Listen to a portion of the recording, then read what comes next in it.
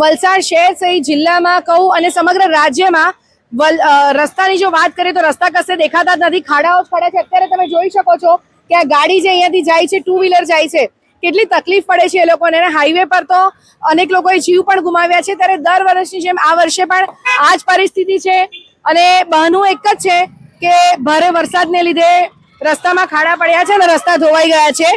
પરંતુ એવું નથી કે વરસાદ ખાલી વલસાડમાં જ આટલો પડે છે, સમગ્ર દેશમાં વરસાદ પડતો હોય છે અને આટલો વરસાદ કઈ નવાઈની વાત નથી। વલસાડમાં તો વરસાદ વખણાય છે। ત્યારે જિલ્લા વલસાડ તાલુકા અને શહેર કોંગ્રેસ દ્વારા આજરોજ ખરાબ રોડ રસ્તાને લઈને ધરણા અને આંદોલન અહીંયા કરવામાં આવ્યું છે। આરપીએફ નજીક એમની સાથે વાત કરીશું। પ્રકાશભાઈ, જણાવશો કે કઈ રીતનો કાર્યક્રમ છે તમારો? આજરોજ ધરણાનો કાર્યક્રમ રાખવામાં આવેલો છે અને આપણે જોઈએ છે કે શહેરના રસ્તા હોય, ગામડાના રસ્તા હોય, હાઈવે હોય, કોસ્ટલ હાઈવે હોય, પણ દરેક જગ્યા ઉપર જર્જરિત હાલતમાં રસ્તા જોવા મળે છે। ત્યારે જર્જરિત રસ્તા જે જોવા મળે છે એ પછાડી જવાબદાર છે સરકાર, એટલે કે જે હોદ્દા પર હોય છે તે, જેમની સત્તા હોય છે એ, અને બીજા જવાબદાર છે અધિકારીઓ। કારણ કે આ રસ્તો એક રસ્તો સમજો કે 1 લાખ રૂપિયાનો મંજૂર થતો હોય તો એની અંદર દરખાસ્ત કરવાની આવે, કારોબારીમાં મંજૂરી લેવાનું આવે, મંજૂરી લીધા પછી એનો વર્ક ઓર્ડર નીકળે, વર્ક ઓર્ડર નીકળે પછી ટેન્ડર બહાર પડે, ટેન્ડર બહાર પડ્યા પછી કોન્ટ્રાક્ટરની પસંદગી કરવાની આવે, કોન્ટ્રાક્ટરની પસંદ કર્યા પછી એમને વર્ક ઓર્ડર આપવામાં આવે ને પછી રસ્તાનું કામકાજ થાય। રસ્તો પૂર્ણ થયા પછી એસઓએ એની ઉપર નિગરાની કરવાની આવે છે, નિગરાની કર્યા પછી એને કમ્પ્લીટેશન સર્ટિફિકેટ આપવામાં આવે છે। આ રીતે રસ્તાની આખી પ્રોસિજર થતી હોય છે।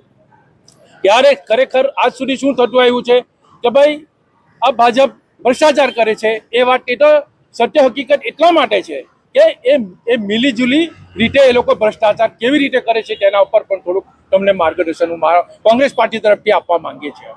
કારણ આપણે જોયું છે કે રસ્તો ખરાબ થતો હોય તો ખરાબ થવા પછાડી જો કોઈ જવાબદાર હોય તો સૌથી પહેલો જો કોઈ જવાબદાર હોય તો અધિકારી, જે અધિકારીની અંદર આ કામગીરી થાય છે, એસઓ, ટીડીઓ કે ડીડીઓ, તો એ લોકોના અંડરમાં થાય છે અને પૈસાનું ચૂકવણી એ લોકો કરતા હોય છે।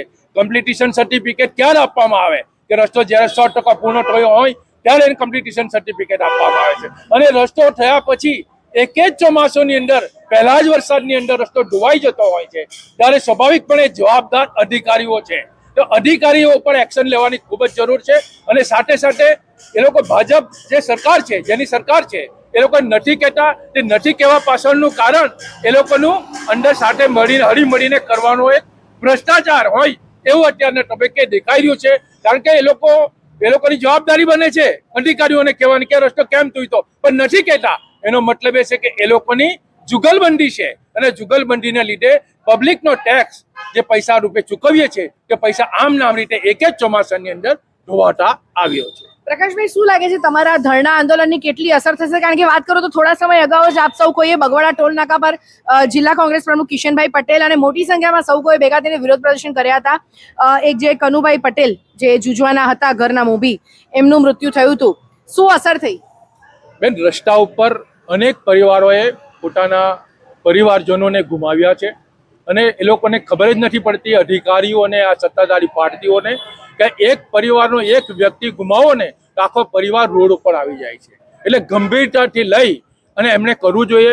પણ આપણે જોયું છે કે હમણાં મેં 2 દિવસ પહેલા વલસાડના ધારાસભ્ય ભરતભાઈ એ બસ લઈને સરપંચોને લક્ઝરી બસમાં બેસાડીને ગાંધીનગર દર્શન કરવા લઈ ગયા। તો મારે ભરતભાઈને એ કહેવું છે, તમે 50,000 રૂપિયા જે ખર્ચો છો એ 50 રૂપિયા સરપંચો પાછળ ખર્ચવા કરતા તમે 2 ટ્રક ખાલી બે ટ્રક કપચી લાવીને રોજતા પૂરો, જેથી કરીને અમને સારી સુવિધા મળે। તમારું કામ લોકોને પ્રવાસ કરાવવાનું નથી, સરપંચ પર પૈસા એટલા છે કે લોકો ગાંધીનગર જઈ શકે, પણ તાલુકા અને જિલ્લાની ચૂંટણી આવી છે એટલે તમે લોભામણી લાલચ આપીને એ લોકોને ખાલી ગાંધીનગરનું લોલીપોપ આપીને તમે ઉલ્લુ બનાવવાનું બંધ કરો। સરપંચોને ગામના રસ્તા હરખા કરી આપો જેથી કરીને લોકોને સારા રસ્તા મળે। તો આ હતા પ્રકાશભાઈ અને એમનું કહેવું છે કે જે ભ્રષ્ટાચાર છે ખૂબ જ હદ વટાવી ગયો છે અને વલસાડ શહેર, જિલ્લા કે રાજ્યની વાત કરીએ તમામ જગ્યાએ આ રીતના રોડ રસ્તાની પરિસ્થિતિ છે। આપણે જોઈ શકીએ છીએ કે આ જ રસ્તા ઉપર થોડા ટાઈમ પહેલા જ કાર્પેટિંગ કરવામાં આવ્યું હતું અને અમે એક રિપોર્ટ બનાવ્યો હતો કે રસ્તા બની ગયા છે, બીજા વિસ્તારના રસ્તા ક્યારે બનશે, પરંતુ આ જ રસ્તો પાછો બિસ્માર હાલતમાં આવી ગયો છે। જોઈ શકો છો કે કઈ રીતે વાહન ચાલકોને અહીંયાથી આવવા જવામાં તકલીફ પડે છે અને ધૂળની ડમરીઓ પણ ઉડે છે। ત્યારે માત્ર ને માત્ર એક વાત કે ભારે વરસાદને લીધે રસ્તા ધોવાઈ ગઈ છે. જી ના, આ વાત તદ્દન ખોટી છે. ભારે વરસાદ નહીં પણ ભારે ભ્રષ્ટાચારને લીધે આ રસ્તાનું ધોવાણ થયું છે. ત્યારે કોંગ્રેસ હોય કે પછી અન્ય કોઈ લોકો હોય, આવી રીતના ધરણા અને આંદોલન જ કરતા રહેશે, પરંતુ આ રસ્તા ક્યારે બનશે એનો જવાબ કોઈની પાસે નથી. દિશા દેસાઈ, દિશા ન્યૂઝ, વલસાડ.